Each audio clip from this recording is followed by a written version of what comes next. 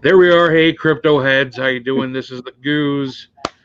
Welcome back to Thursday night. We got another awesome show for you guys. First of all, my co-host, as per usual, per the usual, D Nice. What's up, D? How are you tonight? Pretty good.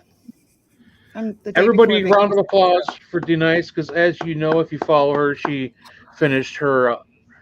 How do you pronounce it? Realtor license? Your realtor license testing? Yeah. Congratulations on that. I know it's been a super undertaking for you in the last 9 days or so. Yeah. so kudos to you. Last year of trying to homeschool myself while I homeschool my children has not been fun. No, and you did it. Look at you. Yeah, I did. Super D. Very excited. Thank you. Down there, my brother from another, Heisenberg. What's up, buddy? Can you hear us? Hello. Yeah. What? No. How's it going, man? Severe issues. It's going, man. Just had a big birthday dinner, so if I'm a little sluggish, I apologize. The family fed me well tonight, so I was running a little bit late. So Denise, thank you for setting up the show for us and everything, getting everybody set up. Where'd your beard go? All right. Before we get, and I'm sorry, Satori and Cody, but everybody knows that I'm usually sporting quite a nice goatee, and I look completely weird without it. I had to get rid of it because I went for an N95 test, which is a specific mask you have to wear in the health field when you're dealing with COVID cases. I deliver oxygen, and I'm a delivery install tech for oxygen for patients, and every once in a while I have to go into a house that has COVID. So I had to get the N95 test, and you cannot have any facial hair whatsoever. So I had to shave it all off. But it'll be coming back soon because the mask I get is a full face mask. So it'll be back for nothing. Yeah, it'll be back tomorrow. It takes me like 30 minutes to grow a full beard, so we should be all right. But well, without further ado, enough about me and my stupid beard. We have Satori and Cody from the Paranormal Couples Haunted Museum. Welcome to the show. Thank you so much for coming on. Thank you for having us. Thank you. Absolutely. You guys look like you've been super, super busy, so we appreciate you coming on the show. A lot going on with you too, but we're going to go way back to the beginning, just like we always do. All right. And just kind of get the origin story from both of you. Satori, let's start with you. How did you start? Well, we probably kind of know a little bit. Are you going to ask me that? We know a little bit, but I mean, not every child follows their parents' paths. God knows I have two girls that don't want anything to do with what I do. So, I mean, how did it start for you? How did you start getting involved with your dad and what he does and this whole weird paranormal thing? Well, the paranormal in my family has kind of been around since before I was even a thought. So my dad had founded the team in 1990, the Atlantic Paranormal Society. And at that point, I wasn't even born. So my dad was kind of following this path into the paranormal when it wasn't really normal yet. Right.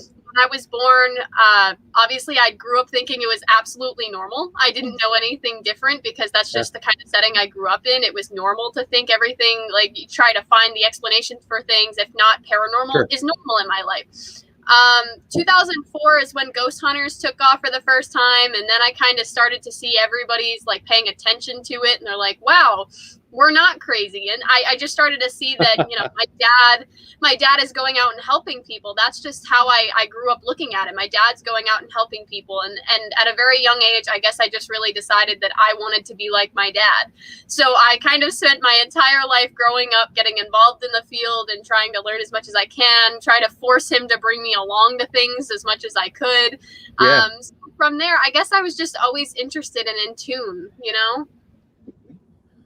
That's awesome. It's really cool. I mean, it's such a different story from like most of us who grew up kind of like keeping it on the down low, you know, because we're afraid to tell our parents for whatever reason there might be, or, you know, it's really cool that you had that support. I mean, obviously your dad's already in it, so it's like and like you said, I couldn't believe it. It's like I wouldn't understand how that is just for that to be a normal thing for us. Right. Just like, let me tell you. Let me tell you, I went to school and I talked about this.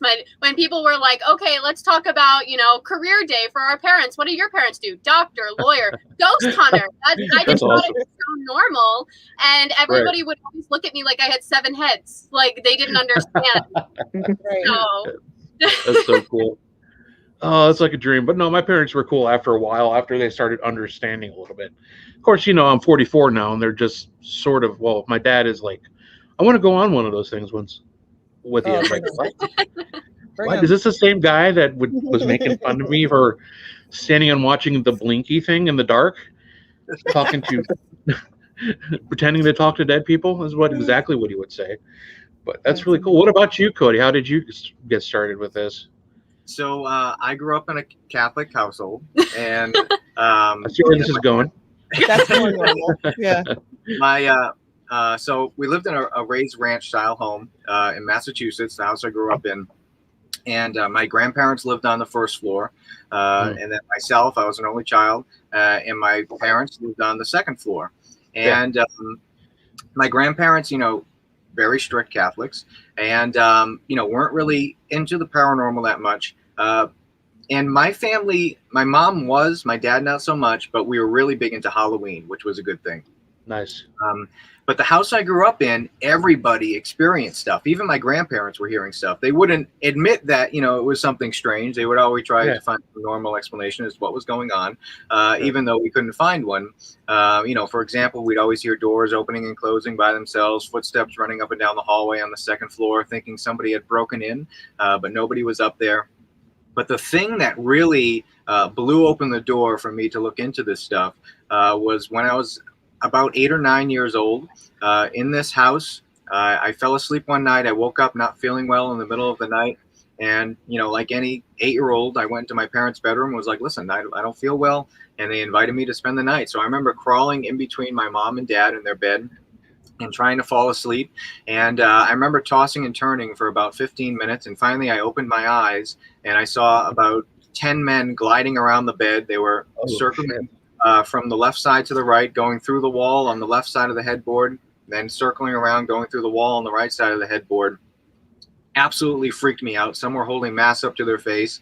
I remember distinctively seeing the television through the guy's head in front of me, which, you know, I'd never seen anything like that before. That wasn't normal. And I kind of had this like, yeah.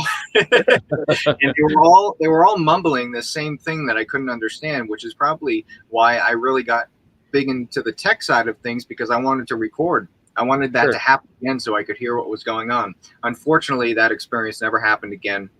And whether this was, I mean, I wasn't feeling well that night. So whether it truly was a paranormal experience or, you know, some normal explanation, you know, some type of hallucination because I wasn't feeling well or whatever, that's what got me interested into reading everything that, you know, I could possibly learn about paranormal and ghost and Bigfoot and everything else. Once I started reading it, you know, it all interested me, and ended up joining my first team when I was about 16 years old. It was very hard to find a team that would, you know, take on a 16-year-old. Yeah, usually it's like 18 and over. It's in the bylines on the website. Right, yeah, which is understandable for most teams. But, you know, a lot of them, you know, was always no. And I just wanted to learn so bad, get a hands-on experience with the equipment, you know, without spending thousands of dollars, and just, you know, see how the whole team thing worked. Finally, I found a team that would let me join if my mom joined with me. So she joined with me for the first team I was ever on. That's cool. And got to learn all about the equipment. And eventually I ended up joining another team based in Rhode Island called Rise Up. And my first case with them, they paired me up with a woman that I had never met before. And her name was Tracy. We worked really well together. And Tracy ended up being the case manager for TAPS at the time, for the home team. And I had no idea who that was. Of course, I had always loved TAPS and everything else. So she says, I really love the way you work. And, I'd love to mention it to Jason and have you join the team. And then he met me, and now he's stuck with me. Yep. It's like, that's all right. That's fine. I think he's pretty lucky. I mean, that's just me, though. Yeah. I'm sure you think the same way, right, Cody? I do. Absolutely. You wouldn't tell me on the air even if you thought differently, but that's fine. Yeah, I can't imagine going, nah. Oh no, is Matt Warner in the chat? Kick him out. Yeah. Wicked Wanna. He's in the chat. Yeah. He's like, what, you guys are on again? Get him out of here. Got a bunch of our friends are chiming in. We got John Ward. What's up, brother? We got that guy named Warner. I don't know. Some guy named Warner. Cindy Harless, Angela, Eddie. Hey guys, patience. Everybody's already starting to ask the questions about the haunted objects. How did that start? How did this obsession with like building a collection start with you guys? So I guess that started with me. So the first object that we ever had, always the guy that I ever had, was something from my family. So I mentioned that my grandparents, strict Catholics, they would never really admit to anything being paranormal. Of course, they believed in angels and things like that and demons. Right. But there was this one painting. It's actually hanging up over here. Probably about 4 foot tall, of Christ. And it was brought over from Italy when they came over to America. It belonged to my grandfather's grandfather. So my great-great-grandfather. And what happened was his grandfather, this picture was hanging up in their bedroom. And on his deathbed when he was passing away, he claimed that the picture of Christ started talking to him and calming him down and saying, everything was going to be okay and you had nothing to worry about. He used to pray to this painting every night. And he claimed that it talked back to him and told him everything was going to be okay. And after that experience, he was okay with dying because he was very scared, from what I heard, of dying. So that calmed him down. And, it was passed on to my grandfather, who also used to pray to it every single night and claimed that similar things started happening, that he used to tell the same stories. I've never experienced anything with it, but that was the first thing. And when my grandfather passed away, it was given to me, and it's been here since. So after that always intrigued me on how, an object could have some sort of energy attached to it in these stories that sound amazing. Some of these claims are very out there. So that always interested me. And, we also had a couple objects just collected from other cases. And then once we went on social media during the COVID crisis, we kind of found something to do. We're like, why don't we make a fun way of educating people about what we like to do? From there, it blew up on accident. Everybody loved the idea of this. And, people started coming out of the woodwork telling us that they were experiencing things. We tried giving them advice. Some people, no matter how much advice you would give them, they wanted to get rid of this object, and we didn't want it to be destroyed. So we would end up paying for shipping or meeting them in a public place or anything we had to do to take this object off of their hands, write a case file, and it just kind of grew from there. And now we have a lot of objects, a couple hundred. Yeah. We usually get a box, at least one box a week. But before the whole social media thing blew up, it was mainly just cases that we were working on. And of course, with TAPS and the other groups that we've worked with and just us doing work solo, our caseload was very huge before the big pandemic. Every single weekend we were doing a case. And, it's not every case, of course, you have the catalyst of a haunting being an object. But when you have a caseload that big, it came up, a little more frequent than usual. And that's how it just kind of steamrolled from there. The big thing is dolls now because of horror movies. So I can't tell you how many dolls we've gotten that we haven't had any experiences with yet because it's just the big thing nowadays are the dolls. Yeah. Yeah, I was wondering, is there like a certain criteria you guys have when you accept this stuff, or people just ship it? Like, hey, what's your address? I don't want this thing. Well, It scares me. Because I would ship you every doll that I ever see because I hate them all. well, we usually tell them first to keep a log. So the first thing, we don't instantly accept an object when they say I need to get rid of this. We're like, why don't you move it away from your living space and kind of keep a log on things for at least a week if you can. From there, I just heard a noise to my right. From there, it kind of just they start logging things and sending it to us as soon as something happens. And if it seems like it's almost a worrisome thing, if they have children, for example, that's a higher flagged case than another one. If it's something that's making people feel ill or something negative is happening that they feel is revolving around this object, then we take it more serious than the other cases. Yeah, and a lot of, a good portion of stuff we have is things that belong to families that were passed down, very similar to the painting that I have that my grandfather owned. And the last thing we want to do is take somebody's family heirloom, so we want to try talking them into keeping it. Like Satori said, keep a log, try moving it away from your everyday living space, because we find that works sometimes if you move it to a basement or a shed. Some people are like, I'm either going to break this or you're going to have to take this. So we try to find some way to meet with them. Some people are they don't want to get involved in the paranormal so much. They've wrapped things in t-shirts and towels and left it on their front porch for us. Oh my God. Or we send them to we give them sort of like a place to ship it to or a box to ship it to, so we can go pick it up somewhere. It's amazing, some of the stuff that we've been given. So it's not just baby dolls. I mean, you get all kinds of things. What are some of the other things that you guys receive besides the dolls? We have stuff from around the world, literally. We have, tribal things from different tribes all around the world, from Africa and South American tribes and India. Bali. We have a lot of stuff like that. We have been given things such as we have a toe tag that we have been given that has come from a deceased person that was found in some yard. Yeah, just a lot of stuff. Masks. Found in a yard? Yes. Randomly found in somebody's yard? Yeah. So weird. We can tell stories for hours, but the story with the toe tag. We got two. Right. You want to grab it. So the story with the toe tag is, in the Woonsocket area in Rhode Island, back in I want to say it's the 1960s. It might not be exactly in the 1960s, but I would say mid 1900s. There was a time period where there was 2 hurricanes back to back, right after one another, 1 week apart. And it dropped about 30 to 40 inches of rain in this entire area. Anybody from Rhode Island, that lived in that time frame may remember this. And what happened was it flooded all of the nearby dams and rivers. And unfortunately, a lot of the cemeteries in this area is built on hills. So it dislodged probably about 80% of the caskets in these cemeteries, and they were floating down Main Street. Poltergeist, my God. Yeah, Right. and they could never get all the remains back to where they belonged. People were waking up with caskets and bodies in their front yard. And there was this one story that was always passed down as a rumor that it didn't exist. It was just kind of a local legend, but come to find out, it was just proven that it actually did happen. There was a police report filed and everything else. So what happened was there was this older couple, male and female, married, that lived in Woonsocket.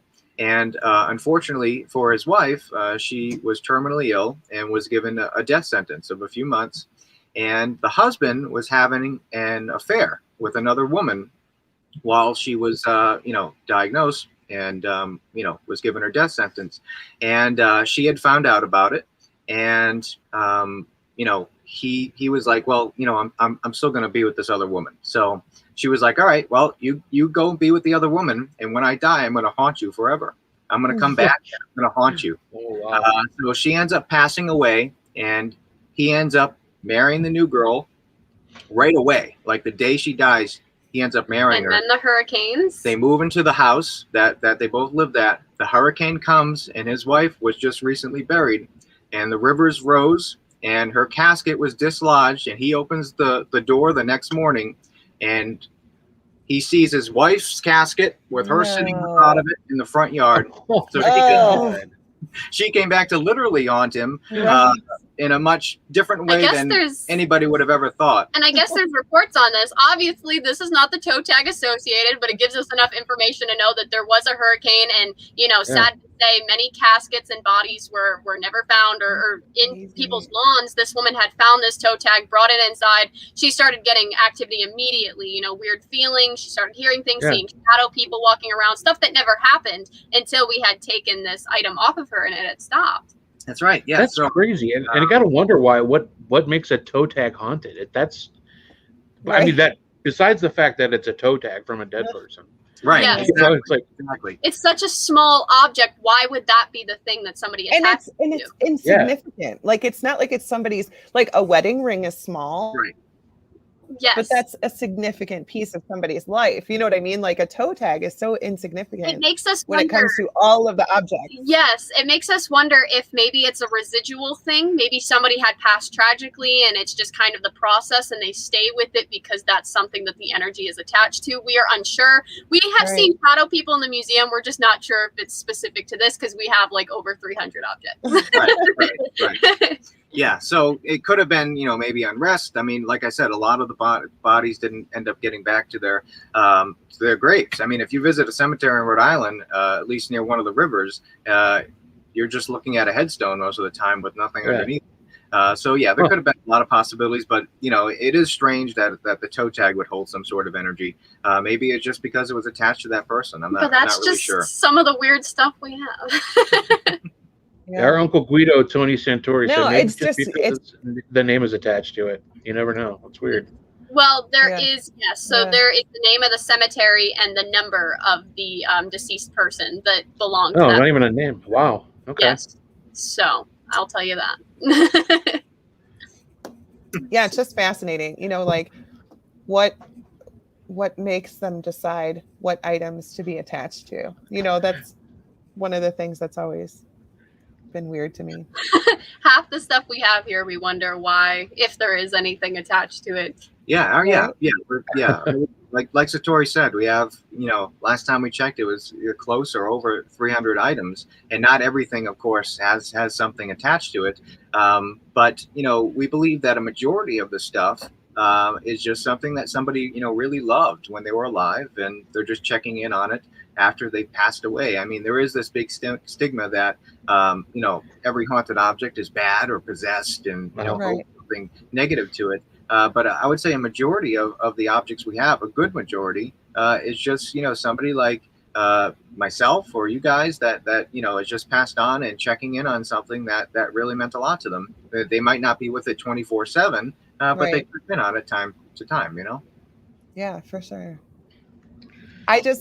We talked about this on another show before too, like, because if they were stuck to a particular object, like actually stuck to it forever, then landfills would be the best place to go ghost hunting, that's where they would all be. Like, I don't think people understand, like they might be attached to it, but I don't think that they're stuck there forever. Yes. I think out of all the objects we have proven to have some sort of haunting we believe that it is an object attachment. So we have different categories. We have object attachment and object possession. An object attachment is more like you and me. Let's say I love this ring that is sitting on my hand right now so much. I just want to check in on it and make sure it's being taken care of by the next owner, or I just love it and I want to stay with it. That's more of an object attachment. Maybe little things will happen regarding or around that object. Object possession, we have a couple objects we believe is that when somebody has literally taken this object and attached themselves, latched onto it, and almost uses it as a conduit to the physical environment that we have. So they'll move around. Dolls? Yes. Yeah. Okay. Yeah. And people wonder why we don't like dolls. Right? Yeah. I mean, come on. I think a lot of people, of course, with the whole voodoo culture and stuff, this was sometimes a normal practice for them. But more in recent days, especially with a lot of the cults that are out there now, I think they were inspired by, the Chucky movies and stuff like that. Yeah. Because that's the whole basis of the movie is possessing a doll with a human spirit. That's what started my problem, because I saw that way too early in my childhood. Way too early. So yes, we have those objects, and then we have objects that seem to just hold some, maybe it's residual energy. energy, something that, you can just feel something around it. It might not be that active, but when people living people feel come in contact something. with it, yeah. They see things. Right. So we have an Egyptian artifact that was excavated from the Valley of the Kings, and I don't think it has a person attached to it, but I think it just holds a lot of energy, just because of the intention that was put into these objects. So I can probably grab it if you want to see it. Yeah, and also adding to that, I want to see it. yes, so these objects, the object that we have was actually, I guess you could say, made by the hundreds or thousands, depending on your station then. So if you are, higher in station or higher to like maybe a royal or something like that, there was many of these used in the belief that they were servants to help you in the afterlife. Right. Yeah. So here it is. It's just a little guy here. And, these were, like Tori said, these were made by the thousands, and they represent, servants. And, when you passed on, it was believed that, however many of these you had in your tomb, that's how many servants you would have in the afterlife. And we have, throughout the different cultures around the world, there's very similar practices. Like some of the African masks, the authentic African tribal masks, they made these masks with the intention that, the wearer of the mask would become the deity or the god that the maker of the mask intended the mask to represent. So whoever was making this mask would put all their intention that this mask would represent a certain deity or god. And when they would do their ceremonies, the wearer of the mask would embody the god's spirit and become him. So there was these are very spiritual objects that have the potential to just hold energy in themselves just because of the intention that's been poured into making them. So we have a lot of those types of objects as well. Got a question from John Ward. He wants to know, is there any item in your collection that you keep hidden away for fear of what the attachment may be capable of? So I guess to answer that question in a way, first we'd like to start off by saying we are not afraid of any objects we have in this museum. You can't really approach this profession as, fearful of these objects. You can't be afraid of what you are taking in. You have to show respect, but you have to kind of put your foot down with these objects, negative or not. And we've done that, and it seemed to work every time. I think the only thing that we are more worried about how the public would react to these objects, we may keep in a certain specific area of the museum, things that are darker. We have some things that were used in certain rituals with negative intentions, and some objects that were cursed or hexed or whatever term you would like to use. We have objects that the claim is just looking at them is supposed to cause your death. So, those objects we are a little more careful with when it comes to showing the public. Obviously, we are okay. We have put our foot down and said, hey, we're not tolerating that. We respect you. You respect us. That's how that works. And we haven't had anything negative happen. Right. Yeah. There really only has been, I would say one object out of the hundreds that we have that, sometimes has given us problems. But I think, I don't know if it's in like a playful way. She's definitely an object that a lot of people that come in contact with her, do not feel well around her. We have proven multiple times that she does have some sort of object possession to her because she physically interacts with our environment. We don't think she's a negative entity, like an inhuman entity. I know there's a categorization for that, but we think she's just a not nice person in a way, like a grumpy person. Yeah. So we have surveillance cameras running in the museum 24/7, and we try to put things that have claims of moving around in front of the cameras. And, she is definitely one of the objects that we've recorded multiple times, adjusting herself and moving around. But the thing with her is when we brought her to events, there's usually something that always goes wrong with the vehicle, either with the vehicle we're driving in, or riding in, or something around. Now, we have noticed that there is a psychological phenomena that happens around when people believe that they have a haunted object. So if you believe you have a cursed object, like a lot of people that visit Robert the Doll, it's said that if you visit Robert the Doll and don't ask permission, you're going to get cursed and have bad luck. So as soon as that thought is put into somebody's head, everything that goes wrong from that point on, you're going to start blaming on Robert the Doll, right? Or another object. When in reality, maybe you're just having some bad luck. Had nothing to do with the doll. So could that be what's going on in our case? If it is, then that's a lot of coincidences. Right. I'm not saying that it definitely is. It's different but- cars, and that's the difference. Like one time we had gone to an event, and I had told her, I was like, all right, because she had caused us trouble before. I was like, please don't do this now. Like, don't be a pain. And it just kind of slipped out of my mouth to just not be a pain. I said it a little rude, and I apologized after. Because on the way there were 3 car accidents in front of us, right in front of us at different times that had caused us to be hours late for the event we were going to. And so just things like that were like consistent, that we started to realize maybe this isn't just us thinking. Right. George. So you guys got a shout out from our buddy George. Aw, thank you, George. Hope you're doing well, George. It's been a while. We need to catch up soon. George is a good guy. He stops into the show every once in a while. I know he's a big fan of you guys. Yep. Him and Kara. Look, man, gonna have him on the show someday. We got to get you on the show, man. You work too hard. For sure. Gonna go back up and make sure. I thought somebody started off right away with a question. I'm gonna scroll back up here. Oh, it was what's the most haunted? Oh yeah, okay. What is the most, or what is the best what's thing the you have best in your thing? collection? Best thing we have in the collection. So we have a top 10 and even a top 5 of the most haunted objects in our collection. Obviously, the one we were just talking about, she's actually right behind me over here. Because we cannot put her in a case, she will somehow get out of it. She's right there. She's taken her spot on the shelf. She likes the attention. I think the most haunted in our collection. We also have another item that was given to us by a preschool named Jolene. So we can go into that story. She's another really active, probably one of my favorites. So Jolene here came from a daycare facility, preschool in Connecticut. And what happened with her was one of the staff members brought her in and thought that she would be a great addition to the playroom inside of the daycare facility. So she was placed in a 1950s metal chair and just sat in the corner. And the kids would, walk up to her. They started noticing and kind of hold her hand and tug on her foot and just have one-way conversations with her, of course, imaginations, which, absolutely could have been. Sure. But then as the weeks went by, the story started to turn a little darker, and the kids would start crying and running over to the staff members saying that Jolene here was calling them ugly and names and mean and not sharing and just making a lot of, bad names and making them cry. So, of course, they just kind of shrugged it off, thought it was strange that more than one child was coming up with the same stories and the same imaginations, which was weird and seems impossible. So they just kind of brushed it aside and said, all right, well, don't go near Jolene anymore.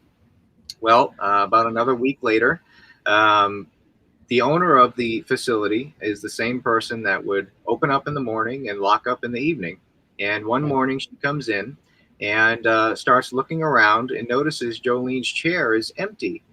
So she looks over a little more to her left and notices that Jolene here is about 10 foot away from the chair in the middle of the room with a couple toys around her.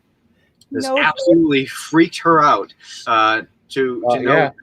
And the first thing was, well, maybe it was another staff member that was playing a joke on me, but she's the one who locked up the night before, so that thought was out. And when the other staff members got there, they were just as freaked out as she was. And the agreement was after, okay, maybe this was just weird. Put her back. If it happens again, then we have a problem. Goes back the next day, happens again. She's across the room somewhere else. So we get a call, and again, she didn't want anything to do with the paranormal. She had just stood outside the preschool and went, go into this room. She looks like this. She's sitting there. Go get her. And that's how we got her. And she's, I guess, one of the most haunted also because she moves around this room. And she's like 4 feet. She's a pretty large doll.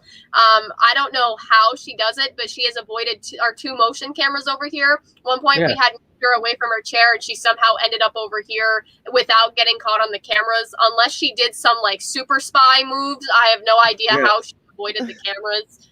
But yeah, she's definitely one that it's impossible. I mean, we take photos because she'll be upside down sometimes with her legs in the air. Her legs will be crossed. Right? Yeah. We've recorded Liza a few times on the security cameers, and I went to school for physics, and this defied the laws of physics in every way that has been taught because the cameras don't stop; they keep rolling. Yeah. The disappears from one end of the room and ends up on the other, and somehow you have to cross the two cameras to get to the other. Right. So He gets so fed up about it too when he talks about it. He's like, I can't believe I didn't do it. unbelievable. Unbelievable. Oh my god. See, I knew right away that doll was suspect. That's on the preschool. They should have known right away. That's a freaky doll. Right. All right, sit down here. She's Don't run Cody's away. favorite because she like has some weird attachment. I don't know. She'll move over to his chair. She'll do the strangest stuff. I'm like, all right. Apparently, there's something there I don't understand. So, Well, stay there. Like, So calm you down. guys just Satori. have all this stuff in, is it like just one room of the house, or so we have kind of, I guess you could say, renovated the lower portion of the home, the basement area, completely to the museum. Just shelves and shelves and shelves of items. This is kind of where we stay in this little happy hub over here where we do all of our videos. But sometimes you'll see in the live streams, we walk off and we go do things, or we'll sit there and stare because something literally moved across the room that we can see out of the corner of our eye. It's nice, but we do kind of separate sections. So if anything we think is darker that may have some sort of play on the other objects that we feel are lighter, we may move into a different room or a different section of the museum. Right. Yeah, everything seems to be in sections. I mean, we have a true crime section, And a cult section, tribal a section. doomsday cult section. And Gotta put doomsday cult in front of that. yeah. So yeah, a cult and doomsday cults are two totally different things. So since the museum itself has started, and the public can come in and view objects and things like that, it's almost become like a big case study as well. At the same time, you get to look at the objects and read their backstories, and we're kind of using everybody as guinea pigs at the same time to get everybody's emotions what on, you on feel. papers, right? Yeah. So every Oh, exhibit you come to, you can write down what There'll you're be feeling. boxes that you can write. Right. So there's been this big belief that let's say something that belonged to somebody that maybe did something really bad. There has been this belief by certain groups of people that anything that belonged to that individual contained some sort of magic power or very high energy. Do I believe that? No. Does she believe that? No. But a lot of people do. So through certain channels, I mean, when you get involved in this stuff, you meet, I don't know the word for it, some very interesting people That'll just that give you will just things give that you you things. didn't even ask for. Right. Yeah. So we've acquired some stuff that certain people believe holds energy, and we'll put that stuff on display. And if it belonged to somebody that really wasn't that good of a person, we make sure that the spotlight isn't shown on them, but rather in memory of maybe somebody that they hurt. or And to something show like that it can maybe hold energy from that situation. Right. That's the point. Yeah. So yeah, a whole bunch of different stuff. I don't know what you would even call it at this point. do you guys ever have people like say that stuff followed them home from your museum? Yes. Yeah, We, I would imagine. That's all I was hearing while you were talking is I bet they have a lot of people like message them like the next day, like, I think something followed me home from your museum. You know what? We don't really know how to answer that because it's not that we don't believe. It's just that we are so used to these objects and used to giving them a home here that they kind of come and go as they please. That part of me wants to think, okay, well, if they want to, maybe scare somebody, why go home with one person? You know what I mean? Right. Like, why stay or attach to one person you don't know when you have this home here that you kind of come and go to? And we'll get activity from the object some people claim has followed them home the same day. Right. So it's just like, it's strange to me, I guess. Right. Yeah. We usually recommend, somebody claims that something followed them home. Go to a person of your faith. Yeah. Go do to something that you believe in, and usually once we talk to them virtually or through email or something, then usually that solves the problem. But everybody's given plenty of warnings before they come in. You have to sign a paper saying that this is you accept the conditions of what you're going into, and this is what could happen and what couldn't happen. And I mean, for the most part, I would say 95% of people are perfectly fine when they tour and or do a ghost hunt or something like that. But every once in a while, you do have somebody that maybe their guard is a little lower and they're affected a little more than somebody else, and everybody's different. And we believe that the living energy, somebody's living energy, has an effect on the type of activity you get as well. I mean, I'm sure you guys, when you've gone out investigating, the group of people that you're with sometimes can change the whole atmosphere and the results of an investigation. So it's the same way. Everybody's different. Oh, yeah. It all depends on the situation. I just feel like that's the kind of place where, people are, especially if they're trying to pick up what feelings they're getting, they're like really opening themselves up to it. And I don't necessarily think that they would take things home, but they have that mindset when they go home, Right. So then they might notice things that are already at their home. Exactly. That, it's a psychological effect. Yeah, exactly. Yep. You're exactly right. Yeah, I could see that happening a lot for you. Yep. So it says that you are a traveling So you guys don't. museum. No, go ahead, Denise. Go ahead. You got a question? Sorry. No, you're fine. So where? Did you have a First question? of all, how do you get all that stuff together? Okay. Oh yeah. So, and we actually will be traveling with these objects only for a couple years. It's not something that's permanent until we can get a location where we feel comfortable, where all the objects can kind of stay protected. In the meantime, we do travel. We have a large vehicle that we kind of pack all the walls and everything that we've built for this museum, because we're trying to make this as interactive as possible. We will, if you walk into a true crime section, we're going to try our best to make it feel like you just walked up to the door of this horrible situation and you're in that situation yourself. So we're going to try our best, but we pack it all into a large vehicle and we kind of travel with it. Right. Yeah. So everything gets, like Satori said, everything gets packed up into a big truck, and the main focus is different locations around the country that are claimed to have activity, and because you can either come to the museum and take a tour, or you can, if you're brave enough, investigate after hours. There's usually 3 to 4 investigating sessions that people can join in on as well, and then just bringing these items into a location that already has activity. Just imagine the amount of energy that could happen when you create that situation. So that's how everything works. And like Satori said, only a few years it'll be traveling, and then eventually you'll have a permanent home where the public can come during operating hours anytime they want and visit. I'm sure we'll still do some small traveling events here and there, but the next big museum event is in Connecticut in September, the weekend of September 18th. It's a 3-day event, and like Satori said, it's a really immersive experience, and it's definitely something. If you're not really into the paranormal and more history, then there's absolutely a lot for you. There's not only haunted objects, but we have a whole cryptid section with Bigfoot prints around the world and all different things. There's really something for everyone. We have a piece of the Amityville house and different famous haunted locations and things like that. So yeah, it's something that's different. I mean, we're definitely not the only 2 haunted collectors out there. I mean, and thankfully we've gotten so much advice from other collectors out there. I see Tim Shaw, he's a paranormal collector. Matt Warner, I was going to say the Rev himself said, "Hey, big ups from him." Yeah, we've gotten calls from John Zaffis and the Warren Occult Museum. We're actually doing an event with them in a few months. They're going to bring some of their objects. We're going to bring some of our objects, and just work together and have a great event. You're so Italian. Awesome. He talks with his hands, whether you can't see it or not. He's like doing this off camera. I know. I feel laughing at it. What kind of places have you guys been to so far? Like, what kind of haunted places have you been to?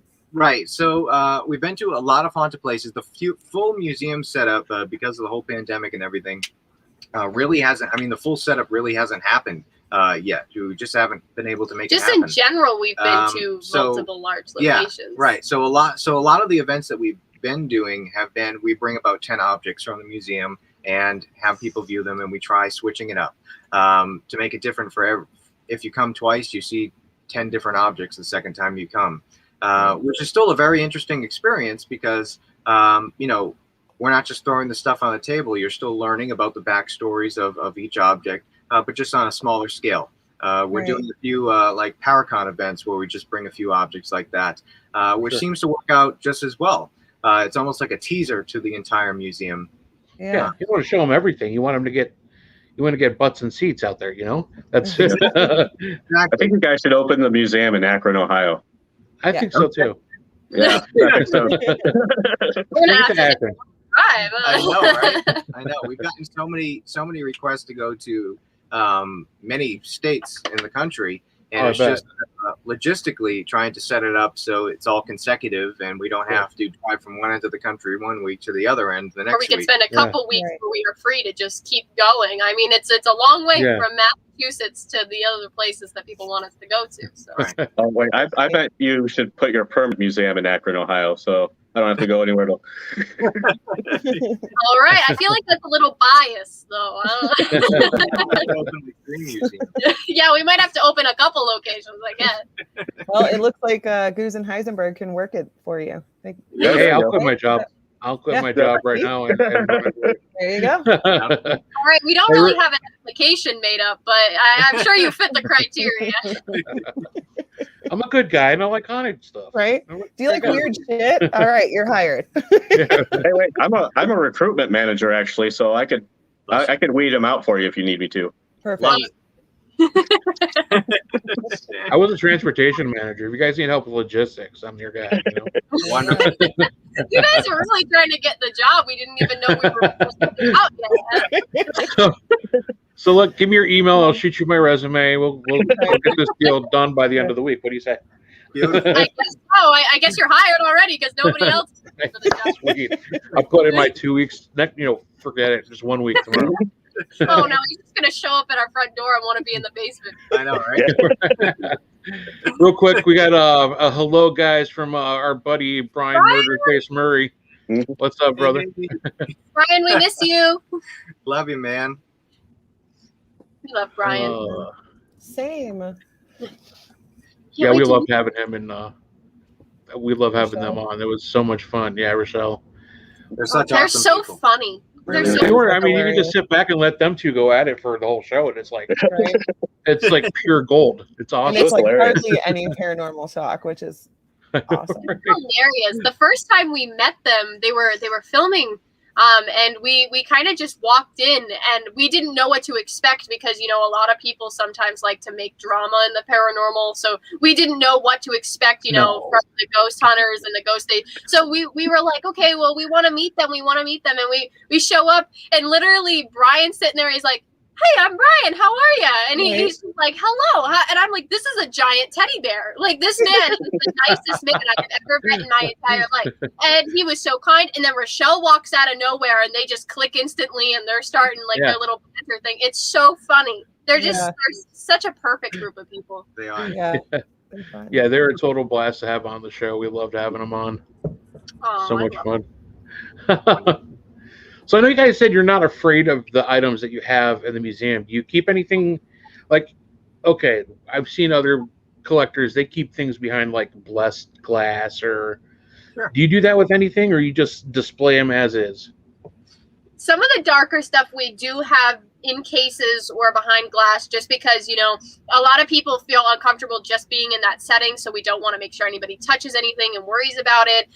Some of the objects that are claimed to move, I know you can't see it, but we have some glass objects or some porcelain objects behind Cody. We have a couple dolls behind cases because their claim is to move. And I really don't want to spend my time explaining to a spirit why they broke their own object because they decided to prove their claim and shoot off the shelf. Sure. I don't know what that was.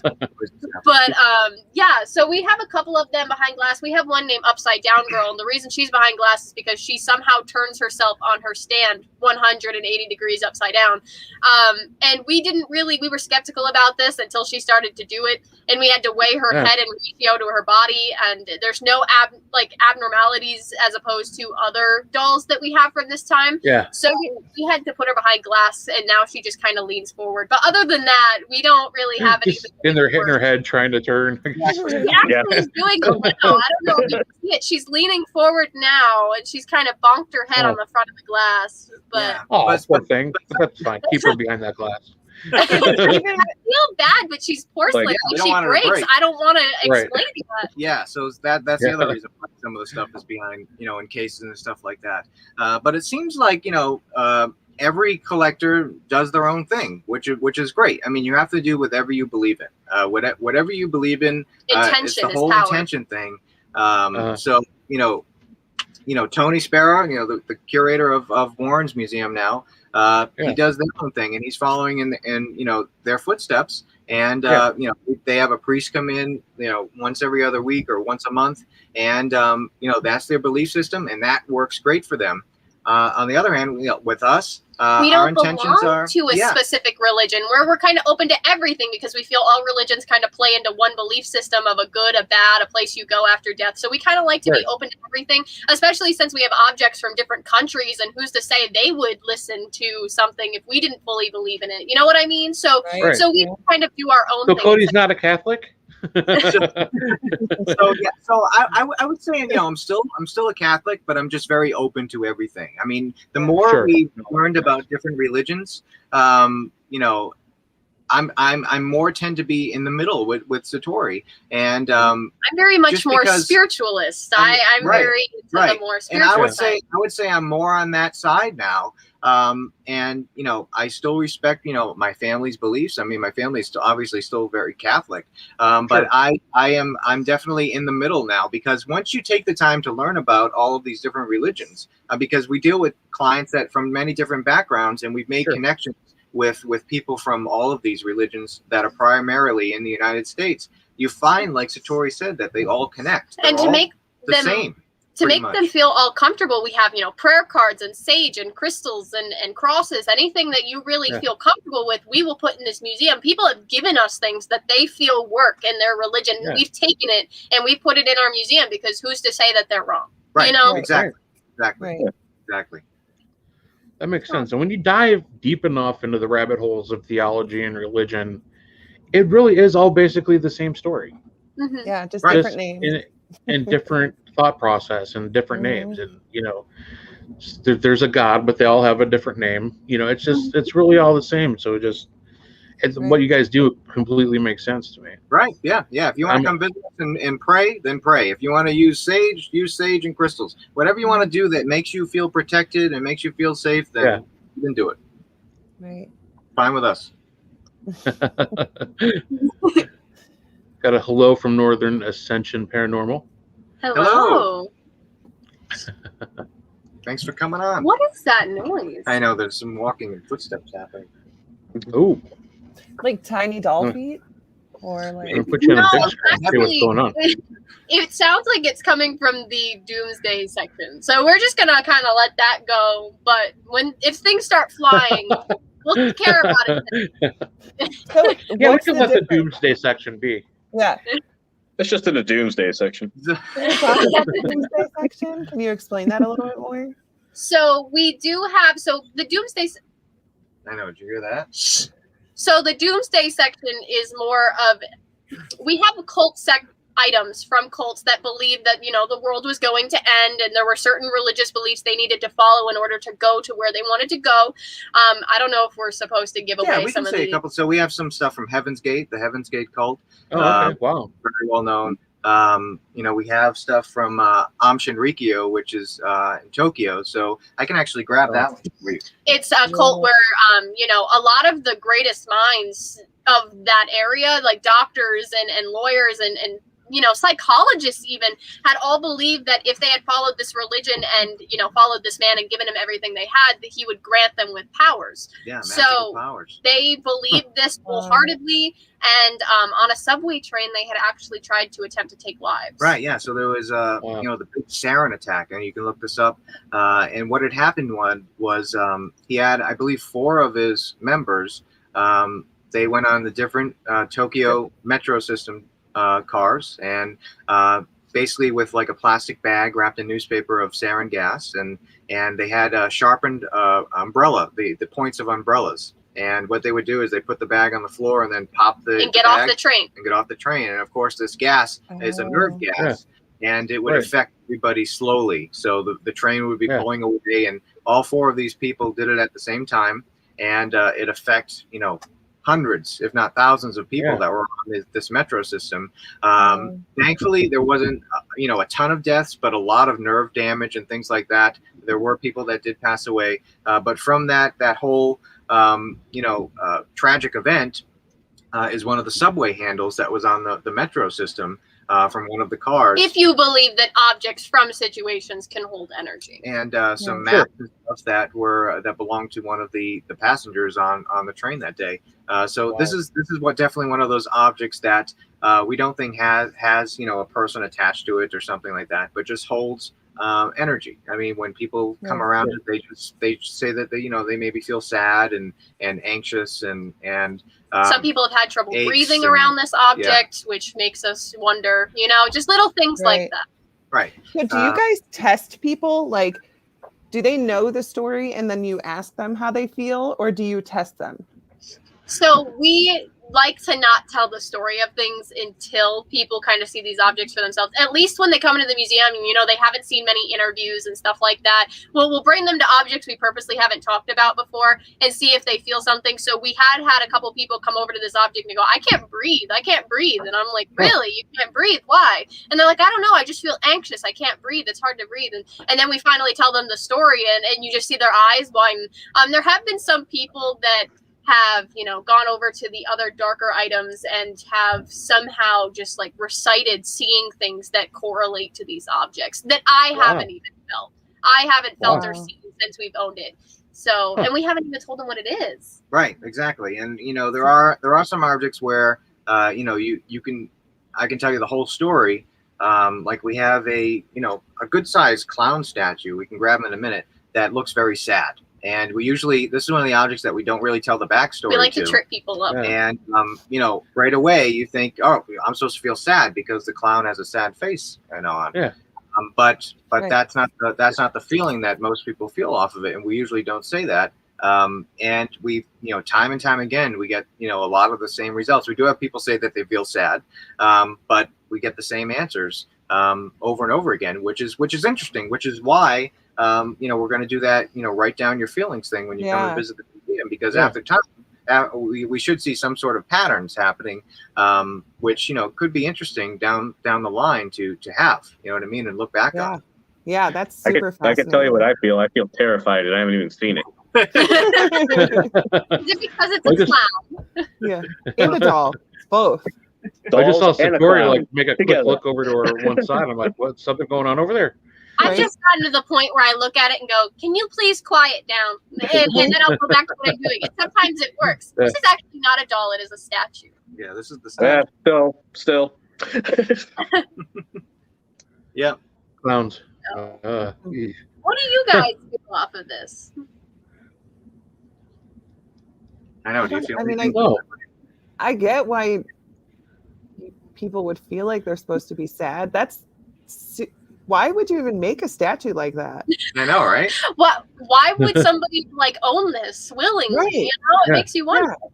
Like, there's a production team that thought we should make a clown that makes we should make a sad look clown. like he wants to kill himself. You know what I mean? Like, that's terrible. He looks like he lost his puppy. He looks like he gave up on life.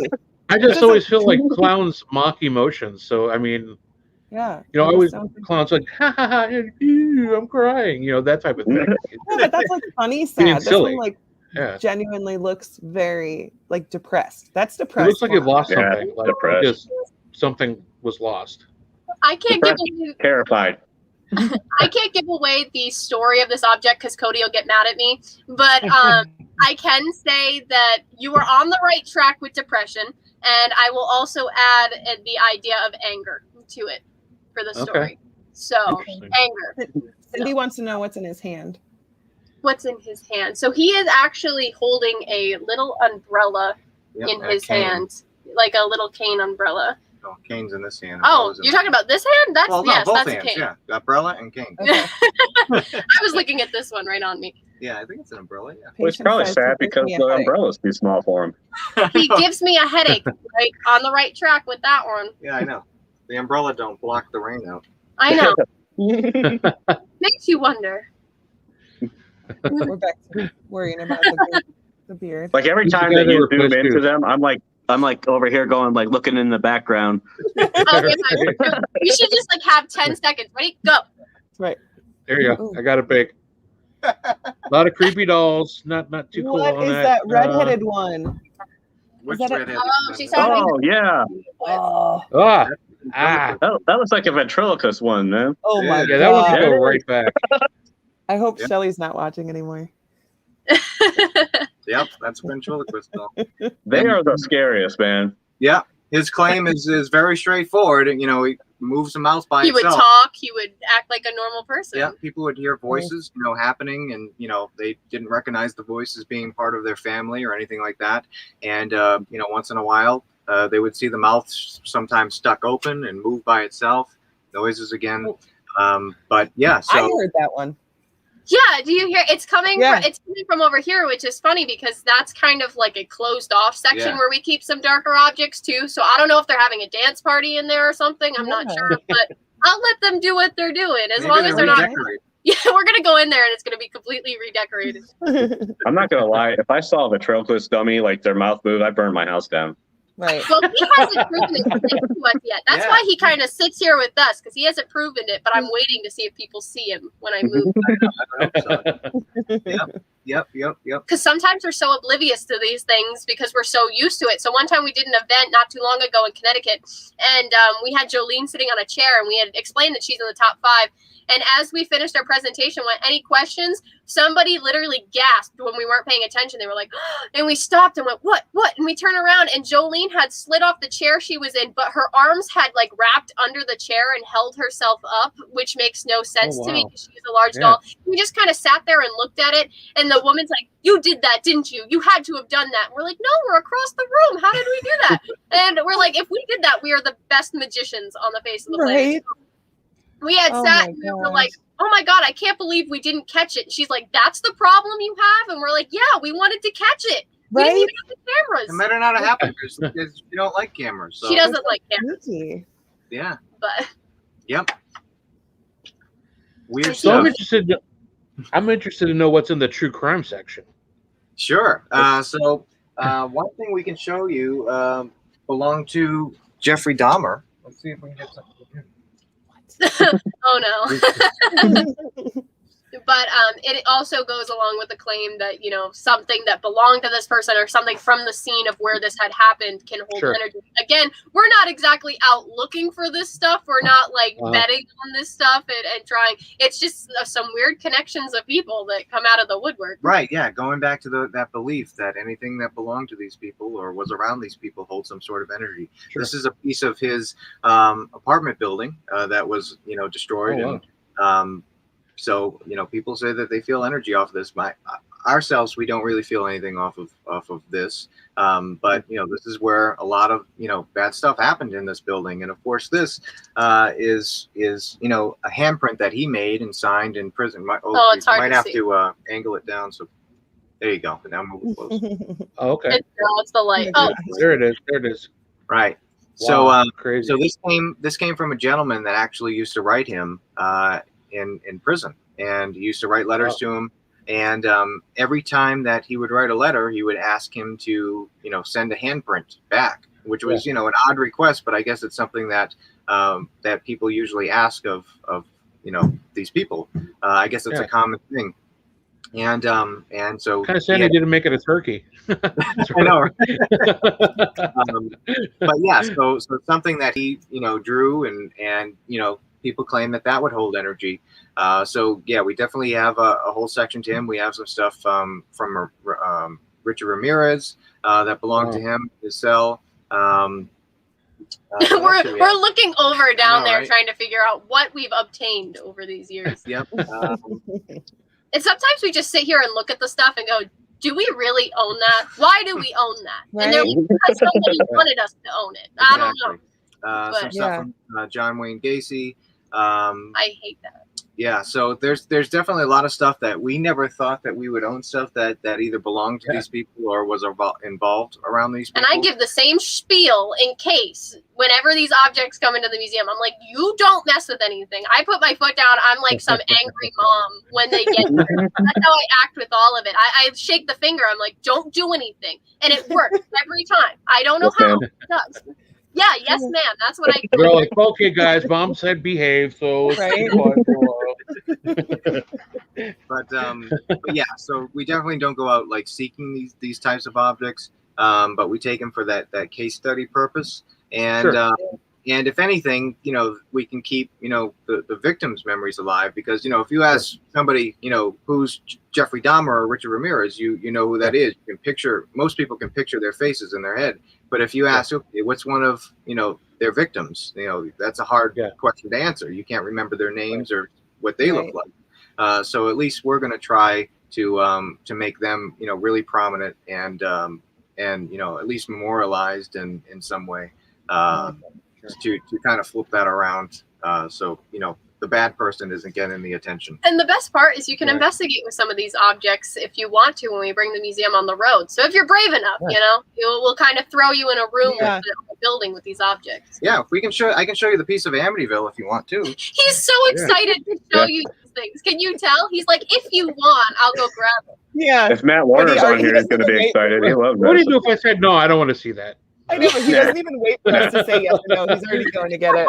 They're all like, what? You got what? It's because when people are actually interested in seeing the museum, we are so welcoming of it. We're like, you want to see this? We'll show this to you if you really want. Wait, you don't think I'm weird? Oh, okay.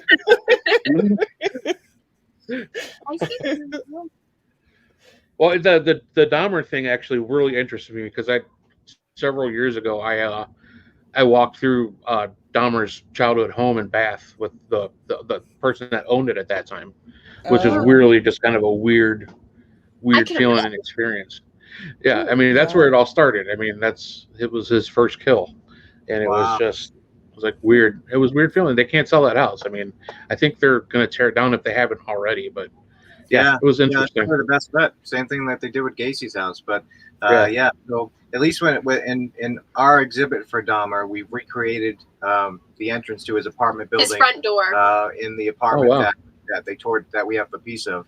So right down to the same door, and crime scene, tape and everything else. So we definitely want to create that immersive experience. But this is Amityville, which is interesting because it's the original paint color.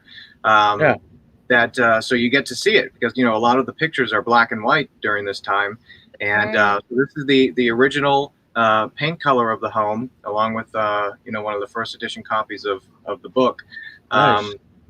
But this was we're not, so the only thing we're not sure of is if this was taken from the house itself or the boathouse. But we believe that the piece was taken when they replaced the windows in the front of the home.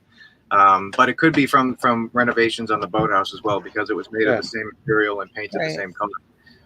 But so some people claim that they feel something attached to it. I mean, some sort of energy. Again, with the whole property thing.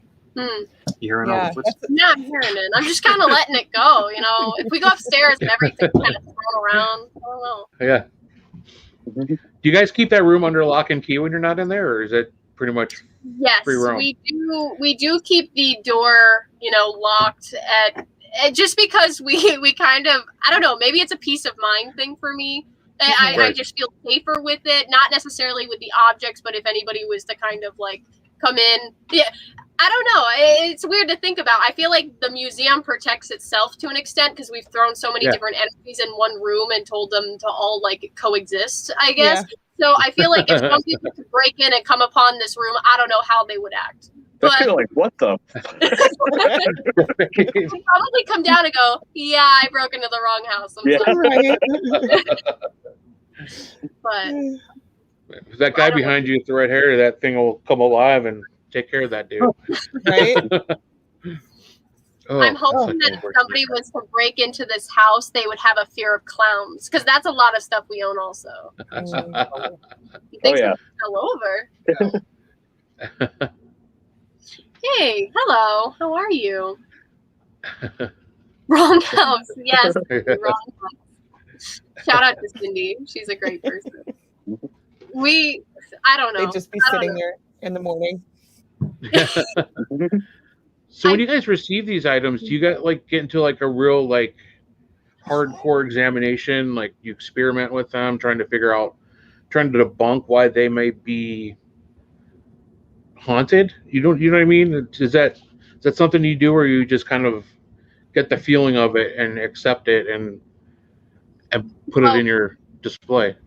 No matter if we believe it is haunted or not, we will accept an object just because we don't want it to be destroyed in the event of maybe it will be, if maybe it is haunted. Sure. So we want to make sure it's safe, but we will always be honest and say, did we have an experience with this or not? So we also have a quarantine period that we have with a lot of these objects where we will kind of set them away from everything else in a secluded area and see how they interact by themselves. A lot of the time, we actually don't get interaction. Some objects in the top 10 or top 5 have interacted as soon as we brought them in the door, or in like the strangest ways possible. But we'll know if something is haunted or not, I guess you would say, when we bring it into the museum, and if we're still not getting anything, or it only interacts when we put it near a certain section. So for example, we do have a couple of objects that have not proven their claim, but when we put them near the doll section, it seems that they're lively and they'll move around and make noise, and we're wondering, is that the spirits that are from that section, or is that the object itself? So we kind of play around with that. Right, yeah, and we do find that the objects, interact with each other depending on, where they are in the museum as well. Our doll section used to be, right where our computer is right now. It used to be covered this whole wall. And because of somebody, we had to move it. Right, yeah. You want to tell the story? So we did have the entire doll section here, and there's lots of Victorian era porcelain dolls, because that's what a lot of people feel are haunted nowadays. But we had Liza sitting on this shelf because we had put her somewhere else, and she keeps getting out of the boxes we put her in, and I don't know how. But we have decided to leave her there. Also, she kind of likes the attention. So we had set the entire doll wall here, and we went upstairs one day after we kind of moved everything around. Stop. And I heard that. Yeah.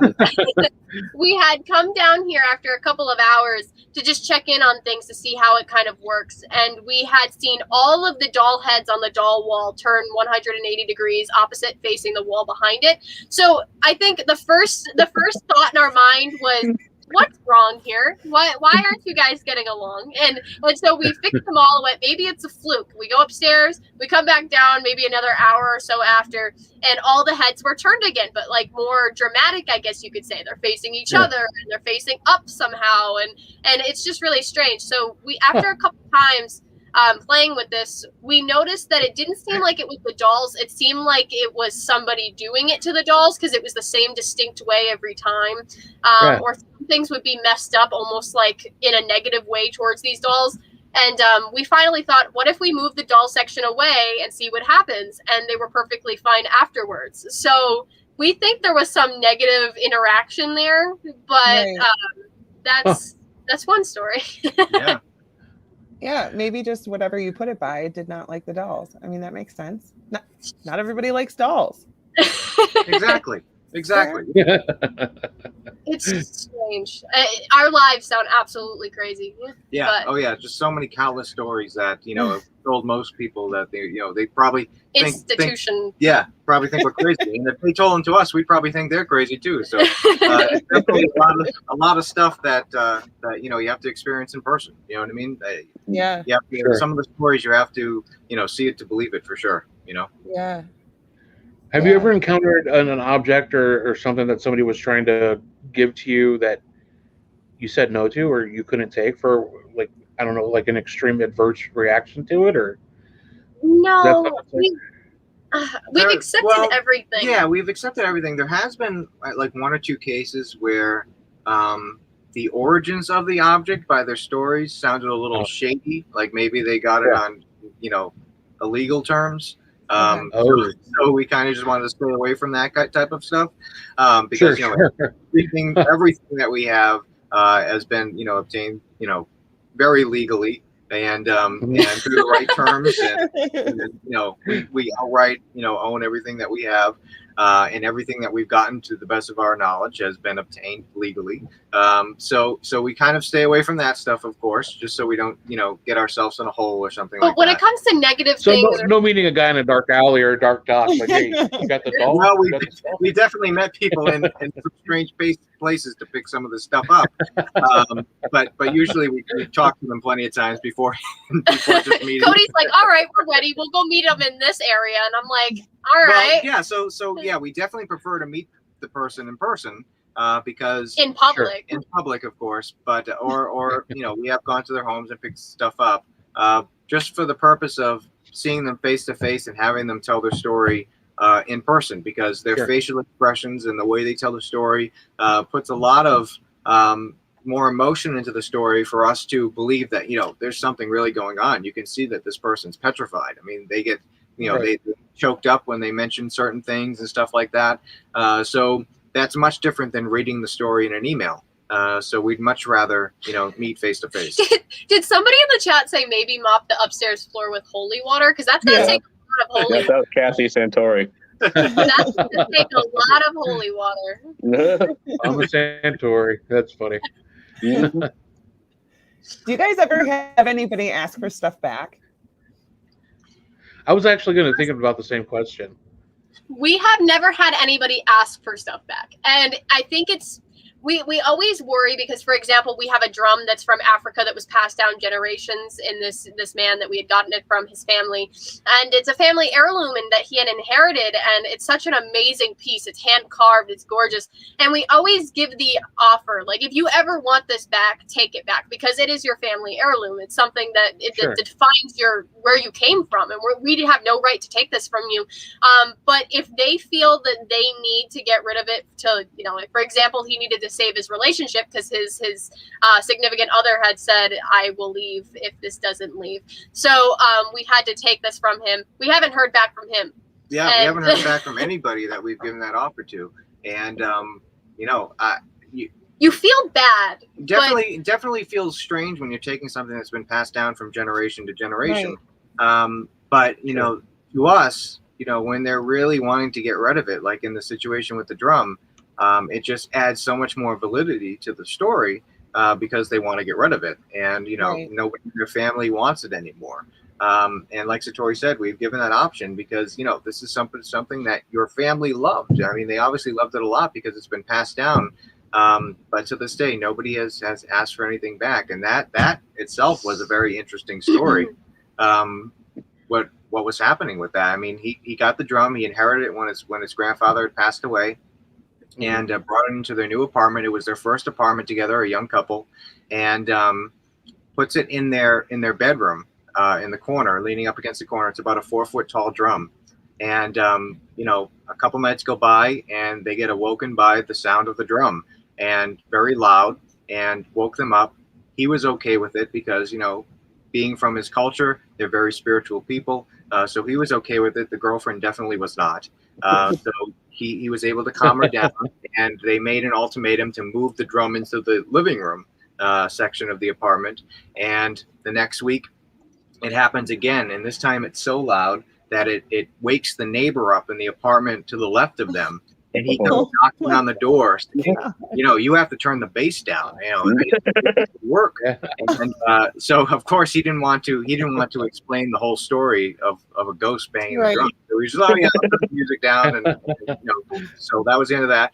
And that night, the girlfriend, like Satori said, gave him the ultimatum that, listen, you need to get rid of the drum or I'm moving because I can't take this anymore. And that's when we got the 10 paragraph email saying that, listen, telling us the whole story, and listen, I don't want my girlfriend to leave. I would rather have the drum leave, and nobody else in my family wants it. So, please take it. And we've had multiple situations that are very similar to that, and it definitely feels strange. But we're happy to help out if that helps them out. And we've checked in on all of these people, and they all seem to be doing better since the object has been removed. That's an interesting question. If a family member down the road learns of this, so I guess the answer to that would be obviously yes. We just would need proof that this is your family member that we had gotten this from, and this is actually you, and you're not coming in with a similar name, going, "I bought this drum."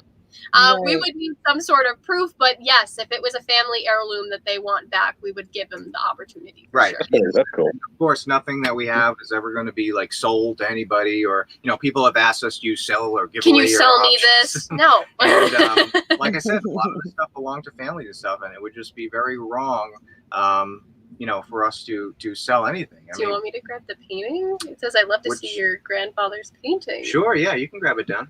Yeah. Yay. But I was actually interested about this. I know I didn't want to ask, but thank you, Kathy. Yeah. Thank you, Mama Satori. There it is. Oh wow. So it is from Italy. It's quite old. Wow. Quite old. Yep. So this was hanging up in I think all of everybody that's owned it bedroom, and they would kind of have like this little Catholic altar set up where they would pray every night, and when my great grandfather and my grandfather were both heading out of this realm per se, they claim that the painting started talking to them and saying that everything was going to be okay and you had nothing to worry about, and it really eased their minds when they were getting ready to cross over. Which helped them out because they were. This bag is heavy. From what I understand, absolutely. At least my great grandfather was petrified of dying, and that really calmed him down, from what I hear. And we have other objects that are very. So this is another religious artifact. He's grabbing things. That was hand carved by a gentleman who is no longer with us, but he was with us when he gave it to us, and he was terminally ill. And he hand carved this himself, and he had a I believe it's called a kneeler in his home. So if you ever been to like a funeral and they have that thing you can kneel on to pray or awake or something, he had one of those in his home, and he was another devout Catholic, and he carved this, and this was placed on the top, and he would pray to it, and he claimed that this object and very similar to the painting of Christ started talking to him and saying that everything was going to be okay. So it seems like some of the objects we have definitely have the claim of calming people down and making sure that they feel okay, and making sure that that they're at ease at the end of their lives, which is very interesting. But we do have darker religious objects, like things used in exorcisms and such too. We do, yeah. So a lot of people wouldn't think that religious artifacts and things like that would hold energy, and sometimes negative energy, but we definitely have objects that people have claimed have done both. So for sure. I mean, I'm the same way when it comes to religion. I don't really buy into any particular religion. I consider myself more spiritual. Sure. And to me, it's the same thing. It's the intention. They're looking at that as something that's going to save them. So maybe it's actually like their grandfather talking to them, or their spirit guides or something. And the fact that they are close to passing away puts them, it makes the communication easier. And so like a lot of psychics and things, they say that they just hear things, they don't see spirits, they just hear them. So maybe it's just, their spirit guides telling them that, and then they happen to be staring at the statue when they hear it. And it's interesting you said spirit guides, because some people say spirit guides. I also like to say spirit guides, but a lot of people, say spirit guides. Some people associate spirit guides as angels, and it's just every religion has some sort of word for these beings, and it's interesting. Right. Yeah, and it would make sense that if you were trying to calm somebody down, that you would do it in a way that relates, really well to them, and this is what they believed in. So yeah, because they're already looking to those items or to that painting for comfort, because that's what their religion tells them to do. So exactly, it's really cool. Yep, you got it right. I like it. You got it right. It's really cool. This is Oh. this is a another interesting object I grabbed when I put it back. And this is from Keep Ohio. them coming, man. This is from Ohio, a cemetery in Ohio. In Ohio, Oh, that's mine. Ohio. Oh, higher.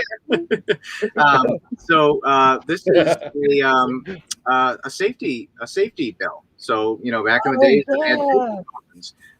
So this was something that was very big, especially if you had money back in the day. And they still make safety coffins to this day. They're just updated, crazy. I mean, some have intercom systems and oxygen systems and television and something like that. So, for those of you that have never heard of them, so basically, some people, were afraid that they'd be buried alive. So they made these coffins. They're called a safety coffin. That basically, you'd be buried in a casket, and there would be a rope that was either tied to your leg or hand or wrist or neck, and it would be run up to 6 feet above, and it would be tied to the bottom part of the bell. And if you came alive and were buried alive and started pulling on that string, it would ring the bell and alert the gravedigger of something that was somebody's alive. We have to Hopefully the string didn't break.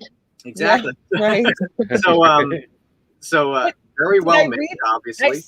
I swear I read that it was like almost a necessity. Was there something that was happening that people were actually being buried alive, or was it just a fear of it? Yes.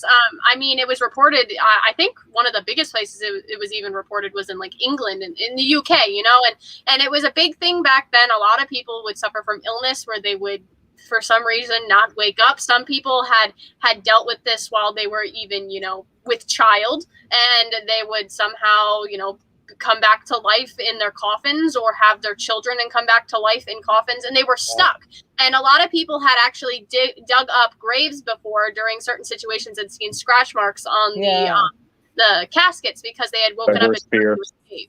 Yeah, right. I could never imagine. I could never imagine. Exactly. So so these things still exist today. Safety coffins exist today. They're just very updated. But the story with this one was, so of course it existed until more recent days, and the families whose ancestor that this belonged to came into some money and decided to update their ancestors' tombstone, and decided to buy a whole new setup and invested some money into a nice memorial for them, and got rid of this because they thought that if he was alive he would have rung it by now. Right. Yeah, what you would think. So, it's like, I'm really going to show them. So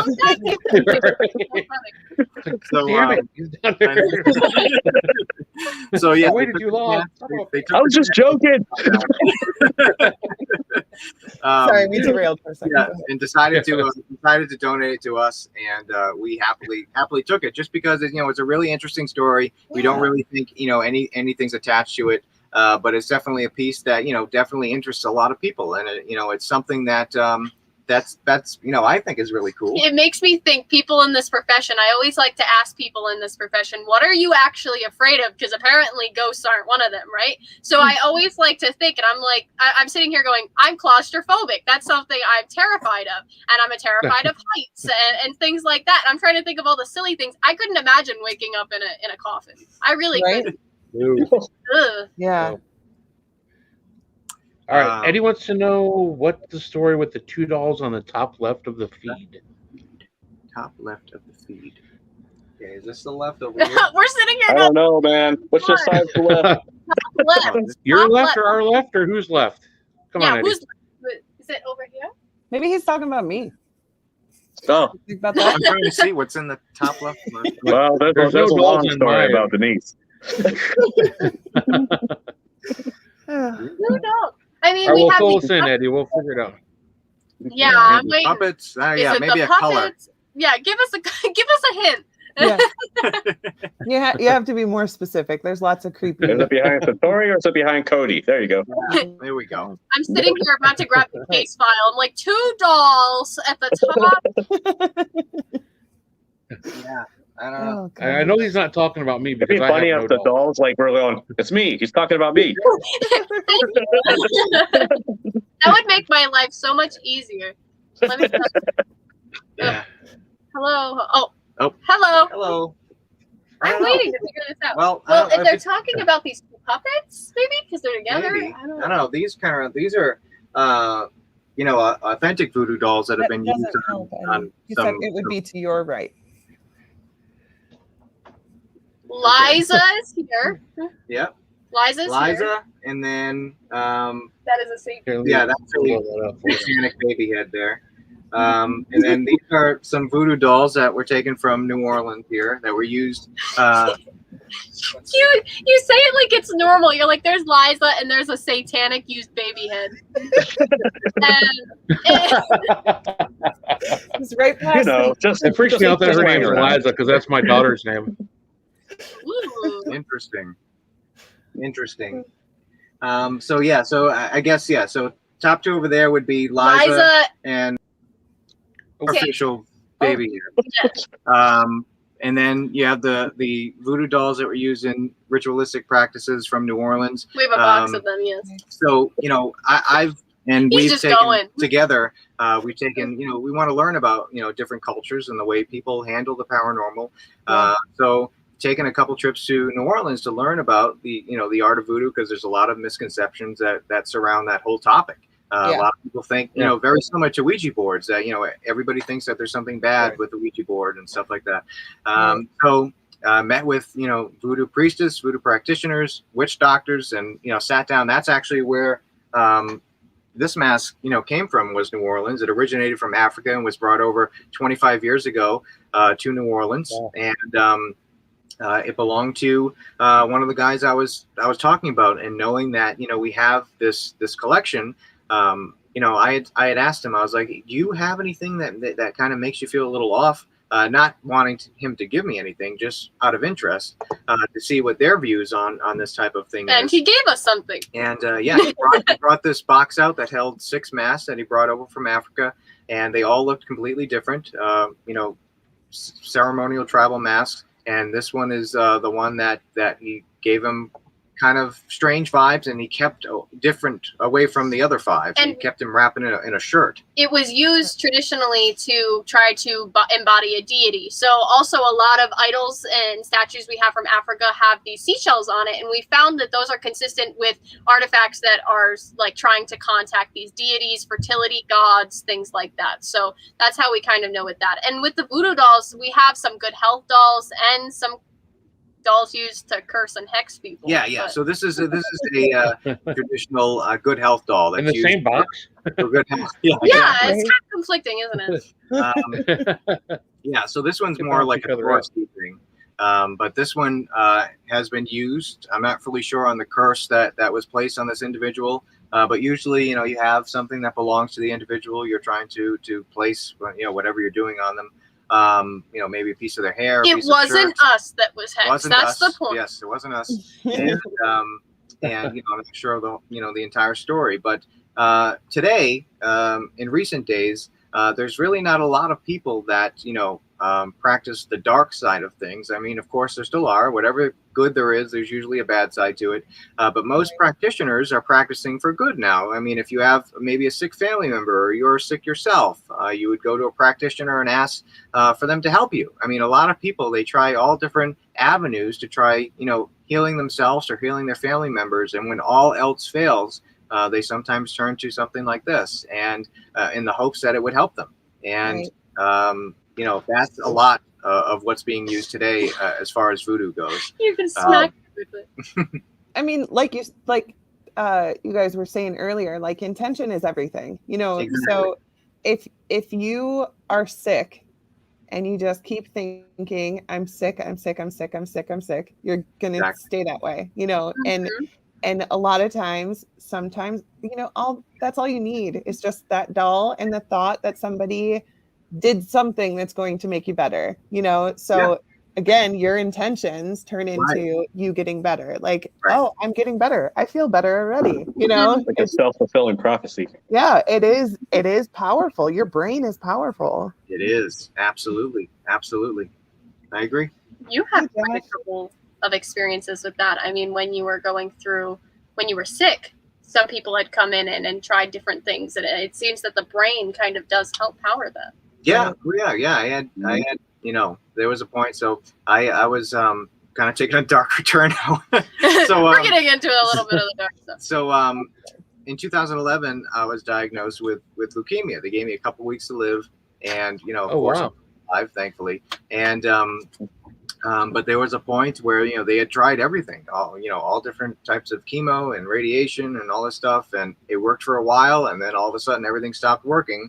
And I was at that point where, listen, all right, if you want to, I had people calling me up saying, oh, I can try Reiki on you, and I was at that point where, listen, I'll try anything, whatever you want to try, come over and try it. So I had people that would come over and practice Reiki, and I truly believe that whatever these people were trying would hopefully have some sort of effect. It did. And it did. I mean, the doctor would come in and be like, I don't know what's going on, but whatever you're doing, just keep doing it. Whatever's happening, just keep doing it. So whether it truly is some sort of thing that's healing, or like you said, your brain just kicking into power, saying, I can do this. Whatever it was, I mean, that's what flipped the switch on. It was making the numbers drop for some reason. But yeah, I definitely think that your own brain, scientists can't fully understand how the whole thing works. Right. So absolutely. People make fun of me, but you know what? I'm serious. There is so much power in the thought of positivity, or like just thinking positively. Like, it can change your life. It can change your health. It can change so many things, just believing. And you might not think that you're magical. You might think that somebody else did the magic on you, but at the same time, your brain was working magic too. So it wasn't just the person that did Reiki on you. It was your positivity and your brain thinking those things that helped it along. I agree. Now, what do you guys think on this? I'm going to ask you guys a question now. Okay. Oh, man. I like this theory, and I want to get your take on it.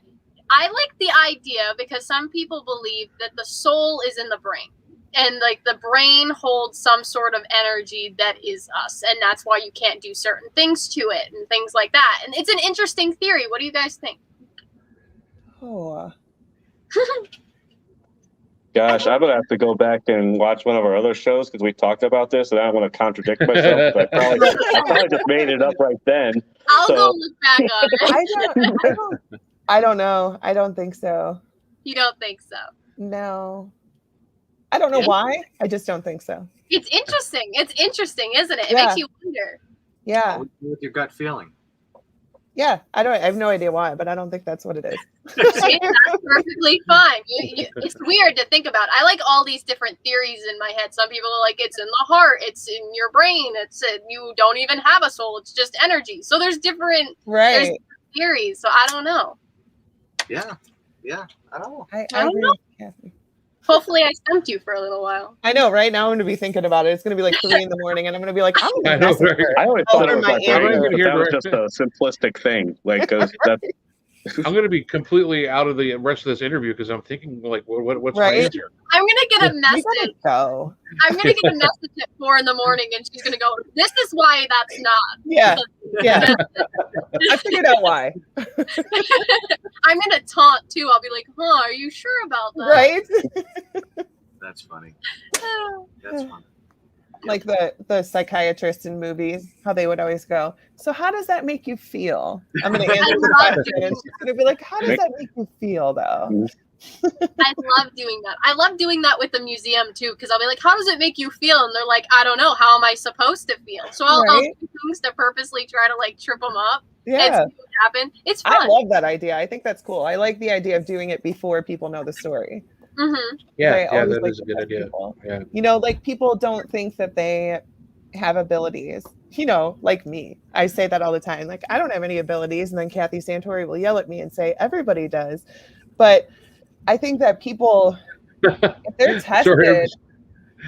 I was just thinking of Tony turning around, who's Kathy's husband, turning around and say, I got nothing. I got nothing. That's like his thing. I got nothing. But he does. He totally does. I'm sorry. I didn't mean to interrupt you, but no, it's fine. That's fine. I do like the idea of everybody testing out their abilities and what they're feeling. Because there's really no wrong answer. I agree. I agree. Cool. What do you feel? Do you guys do like a nerdy like Excel spreadsheet and keep track of how many people like say they feel certain things? We Sometimes might. I like That's to a great take notes. idea. We You should. should. Yeah. No, that's a great idea. What do you feel? Meanness. What she made That up? looks like somebody that made fun of me when I was younger. We made faces. Meanness. Yeah. Angel. That's a cute Like the little girl who always got the lead in the Christmas pageant at church. She's a No, bully. it reminds me baby? of Is that what Christmas. you guys It are just- saying? Was Well, she's mad that she didn't get the part. I'm is the that angel. what we're going off of now? Bully from school? Is that? I'll Sounds write like a- that down on the file. You had a weird bully from school dressing like an angel. Well, you don't know my life, man. Well, this angel is in the top 5 most haunted objects, and she is supposedly Wow. responsible for causing 3 Christmas tree fires. Oh. I See? was Mean. seriously. Me. I said Christmas. Yeah. Yes, she is a Christmas topper. She's a vintage Christmas topper. She's actually cardboard on the bottom. What's funny is when she came to us, she looked perfectly fine until she had proven her claim. We have fire, smoke alarms and everything that didn't go off. But we had come down here one night after doing a show with Matt Warner and had actually said, she hadn't proved her claim yet. It seems that she's not going to be proving her claim anytime soon because we put her in quarantine and nothing happened. And then the day or two after that, Matt gets a message from me and I'm like, Matt, you're not going to believe this, because we had come down and her case was covered in soot. She's actually, if you look close, she has soot on her. It looks like somebody had lit something under her. Wow. And we had come down here. We checked for any fires. Nothing had happened. And there is a soot handprint on our wall right by her case that I actually have photos of that looks childlike. What? So it's very interesting because, like Satori said, the base of her is made of cardboard, and the fact that she even survived without a burn on her through 3 Christmas tree fire is amazing. you were skeptical. And Very she's made of skeptical. cardboard. Right. Like- Yeah. So that would be the first thing to catch you thinking at least her hair would be melted or something But like the that. But she was family- perfectly fine. The family was so hysterical. They were like, you're not going to believe me. But the first time we thought it was nothing. Then the second time it happened the same year, we thought maybe something. And then they did it again the next year and it happened. And we take this and we're like, okay, are you sure you want to get rid of this? And they're like, yes, please. Yes, just take it away. So we did. Nothing happened until we told, of course, it had to be Matt Warner. We told him nothing happened with this doll yet. And we get hey, watch this. We come down and there's soot everywhere. We had to bleach test it, and if it stayed black in a bleach mixture, that means it is soot. Yeah. And we tested it, and it stayed black. So Yeah. it isn't mold. Wow. It isn't anything like that. I Right. don't. And being the investigator in me was like, all right, maybe you have some electrical problems happening. But the husband was Right. the husband was an electrician, and he was like, yeah, I have no He explanation. didn't like the paranormal though. He was Right. like, no. Oh yeah, he wanted part of it. And the Christmas tree is really the only thing that caught fire, both the first 2 times. And the third time, it just kind of spread, but always would stay in this general area. And they were like, okay, we're done with this thing. We gave it 3 chances and no more. And so this one's fairly new to the museum at the beginning of this year. And they claim that everything has been fine. They had another Christmas tree after Christmas, because they felt like they didn't really get a Christmas with the tree they had, so they left it up until the new year, and everything was fine with that tree. So is it coincidence? Not really sure, but I think it's just really strange. We how gave she the didn't whole burn. spiel too. We were like, don't cause any problems, and the soot everywhere. We were like, well, at least it could have been worse. You could have burned down the museum. Yeah, right. So thank you for proving your claim without doing anything dangerous. Right. So, but Yeah, that's scary. Yeah, an interesting piece, that's for sure. really. Here we go. Kathy, you're gonna have to take a road trip. It's going to be in Akron, Kathy. We're going to open it up here. Ray and I are going to work at it. Mortar in Akron. Apparently, we're already We're told. still going to have to charge you, though, Kathy. Yeah, because they gotta pay their salaries. Yeah, maybe we should at least try getting to that area. We should. We would, Ohio is loaded with haunted places. You guys Oh would my God, fit right yes. we're gonna have to come down. over. I guess you could say over. We're gonna have to come over there. But Mhm. Tony even said you got to get to the Madison Seminary. We tell all our guests that though. Yeah. Oh, we're nothing special then. No, that's not what I mean. That's not what I mean. No, the building is super special. Right, you were We want holding it everybody- together through the whole interview, and then you just went. Yeah, and I screwed it up. He was just mean to me. I don't know what I want to do now. I think I lost my job before I even had it. You're fired. Well, it's mine. Fired. Yeah. So Goodbye. we're gonna have to end this here. Oh my gosh. I'm gonna need you to talk to HR. I'm gonna write a review under this and be like, was told I wasn't special by the This is going in your employee file. That's funny. Who's gonna? It's okay, Ray. I put I myself actually in timeout.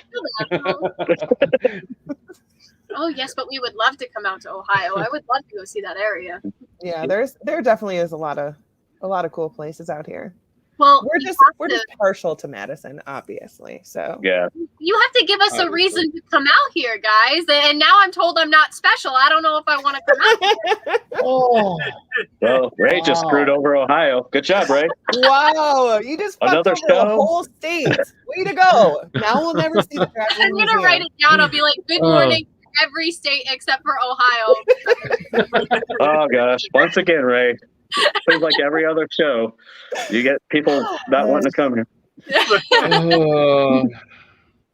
You really need to Everybody satellite else these. is vouching for it, though. They're like, "You need to come here to Ohio." Yeah, well, we were, but now we're not. yeah. Don't listen to the goose. Just listen to everybody else. Can you just come and we'll just ban Goose from coming to see you? That's Oh, fine. okay, maybe As long as that'll it comes work. to Ohio. We'll just I'll pay double to come see it. Right? Oh, yeah. No Goose allowed. That's hilarious. Inside, Goose is like, no. Right? I'm gonna get a sticker Right. of that made and put it on. Stickers? Yeah, I'm Yeah. gonna get stickers of that made. Okay. Nice. Can I I've have had one? enough. Welcome to the Cryptic Paranormal Show. By the way, Denise and Michael have left the show, Yeah. and it's just me now. Don't forget On their own free will, of course. it. Yeah. That's funny. Oh, Kathy. She said Oh. Kathy said she'll pick you up at the airport and give you a tour. Oh, at least somebody wants to accept Yeah. this.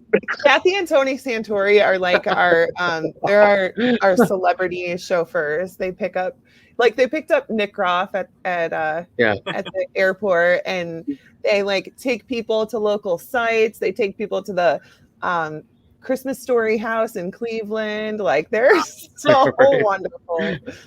Oh, I'm hoping to go on one of their tours one of these days. Right? Yeah, no kidding. Yeah, that'd be fun. Have dinner at the Santoris. I mean, come on. It's like Right? you've made it. You know you've made it when you're in the back seat of the Santori's vehicle, getting the tour Right? and getting some dinner. It's like, I'm yeah. so sorry. I have not heard a name sound so similar to mine before. So Yeah. every time you say Santori, I'm like, yes. Yeah. Yeah. It's very hard for us to say Satori because we know the Santoris forever. And I know. answered- I automatically almost says Santori every time. right? I've been I know. called Santori before, and I answered. Yeah. I Yes. do. Yeah. I mean it's close enough. But yes, we would love to get a tour. Yeah, Yeah. they're fun. So but we do have to she was asking a legitimate question, how she can go to the museum. Yeah. Oh, So wonderful. tell us how to do that. Oh, we actually have to answer questions. Okay, so hopefully we can come to you if we still can come. And so right now it's a traveling exhibition.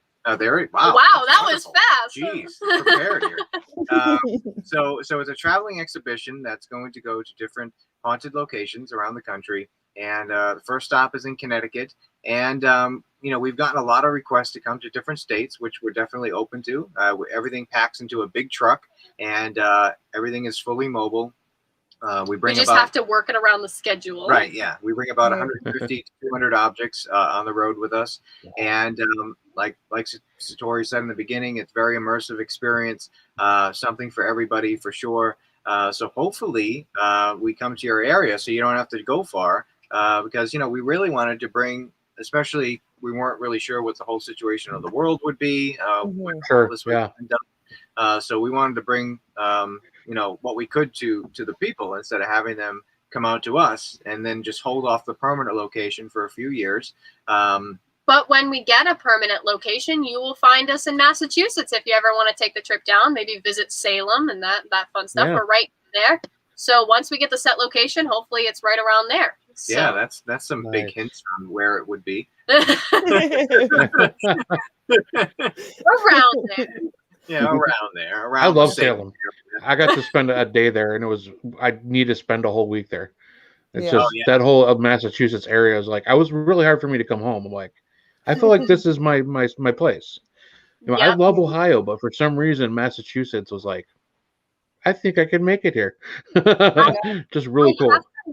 I have to live somewhere where I border the ocean because I have such a connection to the ocean. But I also love the fact that I'm a New Englander because I can just, if I want to, go to for the day to Salem and just like for a couple hours because I'm right there. I'm only like an hour away.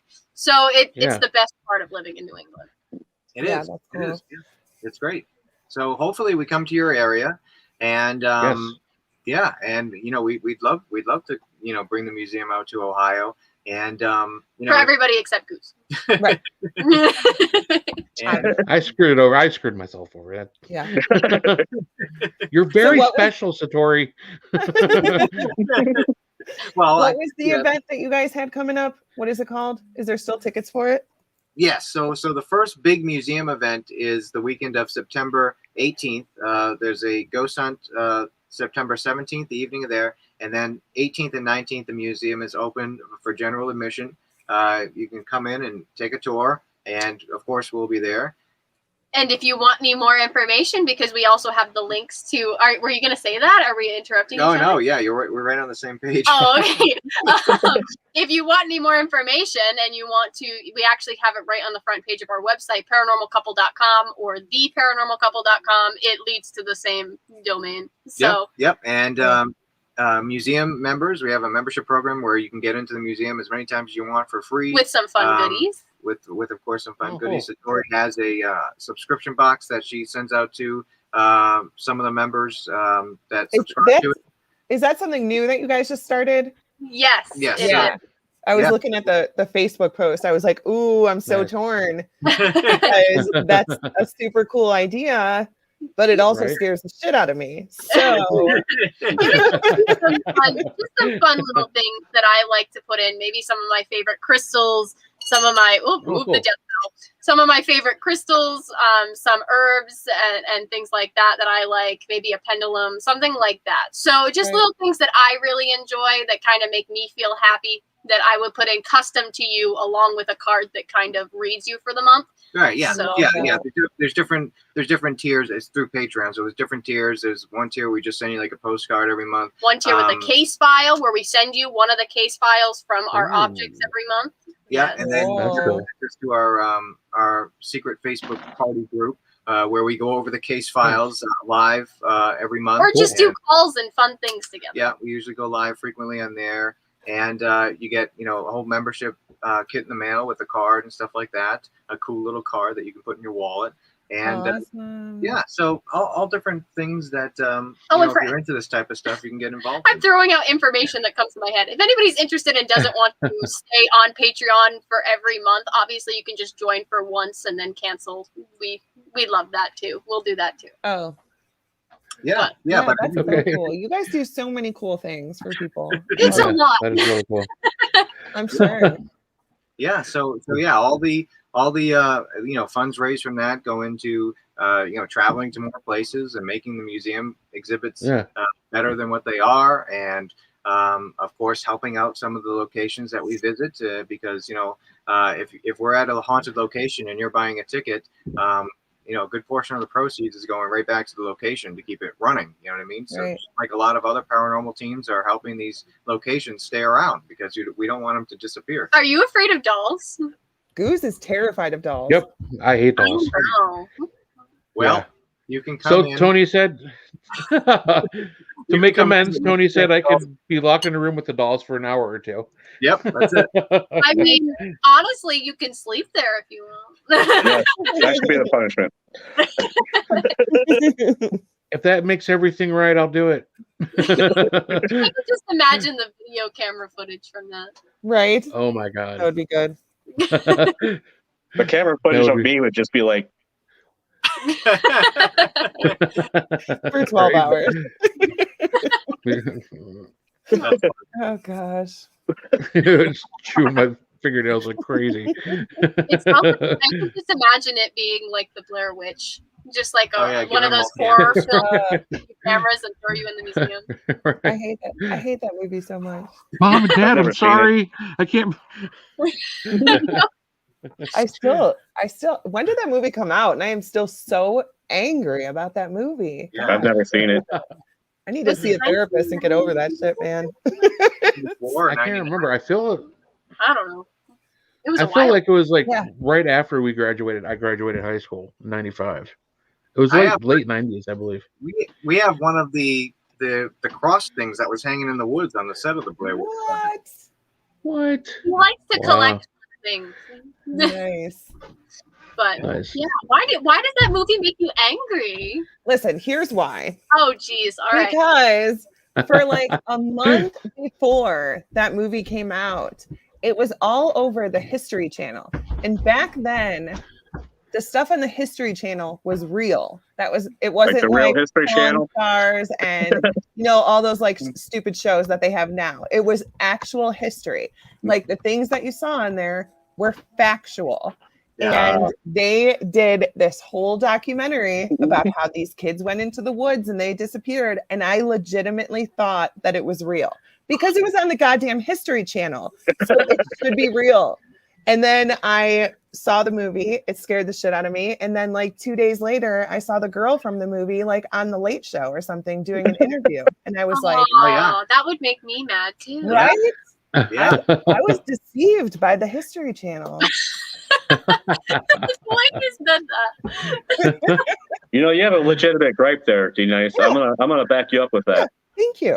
Thank you. I mean, do I need to carry it on this long? I could probably get over it by now, sure. But No, it's a legitimate gripe. No. The History Channel deserves your scorn. Yeah, I should write him a strongly worded letter, I think. People are talking about a fundraiser. Is that something you guys are doing? Uh-oh. I see Who's talking about it. I see a fundraiser. Which one? I feel like I think Satori was talking about your fundraising ideas and all the things that you guys do for all your Patreons and everything. Oh yes, I'm seeing the comments come so fast, and I'm just like looking at them and asking questions as I see them. Yeah. Don't mind me, but yes, definitely. Yeah. Oh, that's awesome. I'm reading these so fast. Do you remember the Scooby-Doo commercials on Cartoon Network? Google them. Oh no. Google them. Oh. No, I do not. That's funny. I'm gonna have to scared. look that up. Right? I love Scooby-Doo. I do remember those. I've seen those. Did you just Google it on your phone? What? Did you just Google it or you actually remember them? I think I remember seeing those. Oh. I would be like, oh yes, I totally remember that. No, they know that I can't Google and be on this phone talking at the same time. Oh. We still have to walk them through signing on Facebook. Yeah. All right. What else do You're you guys, we have only a couple of minutes, which makes me very sad. Yeah, It's probably because we talked their ears off the whole time. That's all right.